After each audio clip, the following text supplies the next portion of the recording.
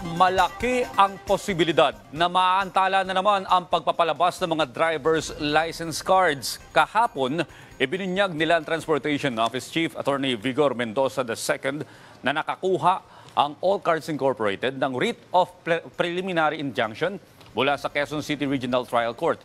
Matatandaan na nagsampa na ng kaso ang All Cards laban sa LTO, Department of Transportation at winning bidder Banner Plastic Card Incorporated.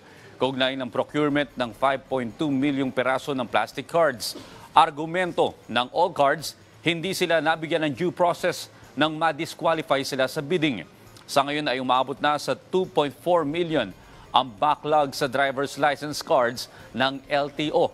Ayon naman kay Mendoza, posible pa silang mag-release ng mga plastic cards dahil kailangan pa na magbayad ng All Cards ng 6 million bond para maging epektibo ang nasabing writ of preliminary injunction. Ang makikater lang natin for the year ay yung backlog ng Mayo at saka Hunyo. Pati yung current usage, tuloy-tuloy pa naman po yan.